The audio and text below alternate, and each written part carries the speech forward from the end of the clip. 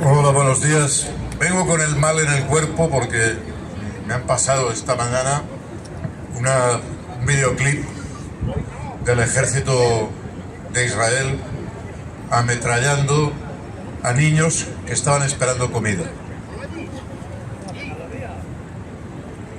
¿Dónde hemos llegado para que sea esto posible? Para que haya alguien tan malvado que espere que esos niños hambrientos se acerquen a la mesa donde está el maestro repartiendo la comida para ametrallarnos.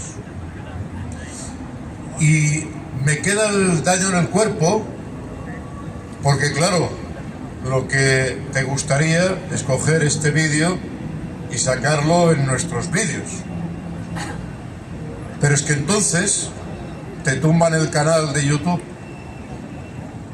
Estamos bajo censura de los medios de comunicación y a 4 días del 25 de octubre no estamos para que nos cierren el canal. Pero sí que lo que podemos hacer es estos vídeos que hemos empezado a circular por WhatsApp, hacerlos llegar a nuestros barrios, a nuestras escuelas, a nuestros estudiantes, hacer ver esa realidad que está ocurriendo en este mismo mar que contemplamos cuando bajamos Rambla abajo, en el mismo mar donde está Sicilia, donde está Génova, donde está Atenas. Delante de nuestros narices están asesinando personas inocentes. Solo la voluntad de exterminio, el odio profundo de quien dispara esas balas sobre otros seres humanos, la despersonalización creada por esos medios de comunicación que relatan que hay razas superiores e inferiores y que hay razas destinadas a gobernar el mundo y otras destinadas a ser destruidas. Solo eso puede explicar esa barbarie. Ahora bien, también había buenas noticias. Cuando te llega que los trabajadores portuarios de Rávena, en Italia, bloquean los barcos que iban a salir como armamento para Israel. Y cuando las autoridades intentan doblegar a esos trabajadores portuarios, sale el alcalde de Rávena y dice que de ahí no salen los barcos. Y se moja. Pero ¿sabéis por qué cada día más instituciones se están pronunciando contra ese genocidio? Porque estamos en la calle, la ciudadanía. Y estamos demostrando que no estamos dispuestos a pasar por eso. No estamos dispuestos a ver cómo se destruyen las vidas de seres humanos. El primer derecho humano, que es el derecho a la vida. Y va a haber una conferencia internacional en París, el 3 y el 4, que va a ir una delegación de COESPE para plantar cara en movilización general en toda Europa en contra de esa carrera militar que tiene consecuencias económicas también para los pensionistas. Uno de los países que se supone era el más desarrollado, más próspero de Europa, y uno de los más belicistas, y uno de los que ha estado persiguiendo a la gente que salía tan solo por salir con una bandera palestina, Alemania. Ahora el señor Merz se descuelga diciendo que no hay dinero en Alemania para las pensiones. Se hartan de enviar bombas, se hartan de aumentar el gasto militar y reñir a los otros países porque no gastan suficiente. niegan cualquier intento negociador y lo que buscan es todavía más guerras, y luego dicen a sus mayores que no les pueden pagar las pensiones. El discurso que ha hecho este fin de semana es, como decimos en Cataluña, para jugar cadires, porque no se aguanta por ninguna parte. Nos va a decir que Alemania es más pobre que Chipre, que Bulgaria, que Italia. Nos va a decir que el Estado alemán no tiene dinero cuando ha estado presionando a todos para que gastáramos más en armamento. Y dice, en una parte del discurso, que no puede ser, que van a haber demasiados pensionistas por gente trabajadora en Alemania. Anda ya.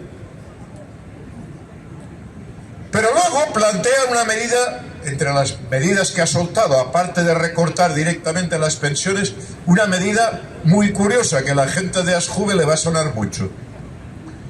Para pagar menos pensiones, van a obligar a jubilar a la gente del sector de oficinas y servicios a los 63 años. No para que tengan derecho a una pensión, sino como te quitan el 2% por cada mes que le falta para llegar a los 65, sus pensiones van a quedar reducidas en un 30%. Y van a quedar reducidas no porque la gente se quiera jubilar, sino porque el gobierno alemán quiere obligar a jubilar a la gente anticipadamente para que tenga menos pensiones. Pero vamos a ver, ¿no decías en una parte del discurso que iba a haber demasiada gente jubilada por gente trabajando? Y luego propones esa medida. ¿Cómo se aguanta todo esto? Se aguanta la mentira permanente porque nos mienten sistemáticamente. Alemania produce mucho más que antes, tiene dificultades, claro, porque mientras vaya invirtiendo en armas en lugar de invertir en mejorar sus infraestructuras, en desarrollar las condiciones de vida, en mejorar las ciudades, claro, cada vez será más pobre la gente. Pero Alemania tiene recursos. Es falso que haya demasiados viejos. Entre otras cosas porque Alemania tiene un montón de inmigración que es joven. Y entre otras cosas porque las proporciones que hacen las estadísticas son simplemente falsas. Mienten más que hablan. Por cierto, no solo en Alemania, lo vemos aquí.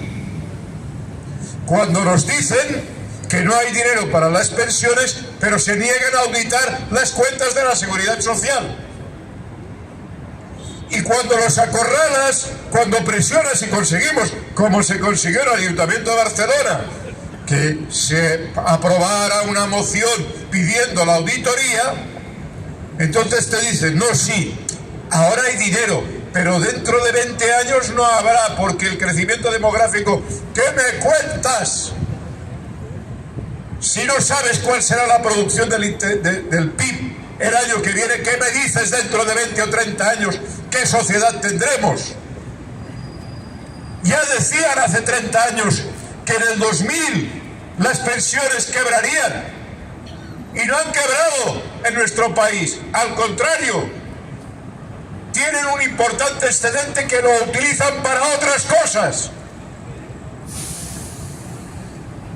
Y por tanto exigimos la auditoría y exigimos que todo el dinero que se ingresa en cotizaciones sociales vaya a pensiones, ahora y aquí, y vaya a subir las pensiones más bajas, acabar con la brecha de género. Pero ellos intentan mentir. Frente a todo ello no nos queda otra que la lucha. La lucha que convocamos el 25 de octubre en la marcha sobre Madrid, que seguimos realizando pueblo a pueblo, ciudad a ciudad, en estas concentraciones en que exigimos la defensa del sistema público de pensiones, y que tenemos algunas victorias. Se contaba aquí, Ángel, no es cosa menor que los sindicatos del metal se hayan descabalgado de los sistemas privados de pensiones. Lo tenían que haber hecho hace mucho tiempo. Pero nunca es tarde si la dicha es buena. Porque si se frena en estos sectores, en un sector tan importante como el metal, vamos a tener condiciones para frenarlo en otros lugares y frenar los sistemas privados que querían colarnos en este país y que son una estafa. Y vemos cómo en Inglaterra, para el próximo 15 de octubre, los sindicatos convocan movilizaciones. También se dan cuenta que aunque haya un supuesto gobierno laborista, como no se muevan, van a perder pensiones, salarios y todo lo que se ponga por delante, y sanidad.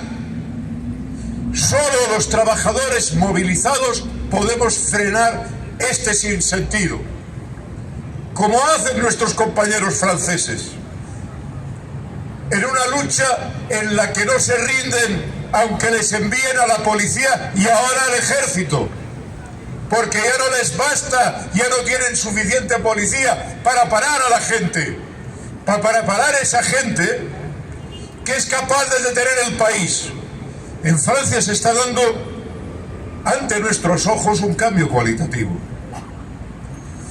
porque es verdad que ciertas formas de lucha sindical son hoy menos eficaces que hace 40 años. Las empresas son más pequeñas, hay un montón de subcontratas. Las empresas físicamente, aunque menos propietarios controlan más capital, las factorías son de menos trabajadores. Y las formas de lucha que teníamos en el pasado, de parar las grandes empresas, son difíciles de hacer, entre otras cosas, porque ya no hay muchas empresas con miles de trabajadores. Son subcontratas, son pequeñas empresas o pequeñas factorías que, eso sí, ahora pertenecen a menos gente que hace 50 años. Pero, ¿qué solución han encontrado nuestras hermanas y hermanos de Francia? Es difícil la lucha dentro de la factoría, dentro de la empresa. ¿Cómo vas a luchar en Uber o en Globo, en que los trabajadores ni se ven entre sí, en que la relación empresarial es vía telemática? ¿Cómo van a luchar conjuntamente empresas de servicio de distribución que están repartidas en decenas y decenas de almacenes dispersos por todo el país? Nuestros hermanos y hermanas han encontrado una solución. Bloqueemos el país. Parar el país. No se mueve una mercancía. Nos metemos en las rotondas, en las autopistas, en los puertos y paramos el ciclo productivo en el proceso logístico. Y es más, en ese proceso es más difícil perseguir a los compañeros y compañeras. Porque, fijaros, una cosa que ya sabía Lope de Vega: Fuenteovejuna, todos a una. ¿Quién ha parado el polígono industrial? ¿El delegado sindical, el tal dirigente? No. Una masa de tíos y tías que iban con chalecos amarillos y no dejan pasar los camiones. No dejan cargar los barcos. Obstruyen la distribución de gasolina o obstruyen los aeropuertos. Y de golpe, cuando se para el flujo de mercancías, se para el flujo de beneficios. Y entonces sí que sacan la cabeza los amos, los de Uber, los de Globo. Esto es inaceptable. ¿Cómo vamos a permitir que se pare el país? Que envíen la policía. No basta, que envíen el ejército. No hay suficiente. No tienen recursos para parar el país. Pero tenemos todavía una lucha muy difícil por delante. Pero es posible ganar. El pueblo francés se ha puesto en pie y el aprendiz de Napoleón cada día está más solo. Y sus amos cada día están intentando buscar salidas alternativas Pero la alternativa es muy clara. Ni un gasto militar más, ni un recorte más, como quería el pájaro este que han puesto. Sube de primer ministro y lo primero que hace es quitar días de fiesta y reducir salarios. ¿Qué esperaba? Pues no sé lo que esperaba, pero lo que se ha encontrado es el país bloqueado. Aquí no se mueve nada, dicen en las manifestaciones. Y efectivamente se para el país y nos envía una poderosísima señal al resto de la ciudadanía europea. No podemos tolerar que nos quiten derechos, no podemos tolerar que nos quiten sanidad, que nos quiten residencias, que nos quiten prestaciones, y no podemos tolerar que nos toquen las pensiones. Hasta ahí vamos a llegar. Por eso este movimiento está en pie, este movimiento sigue adelante y no nos vamos a rendir.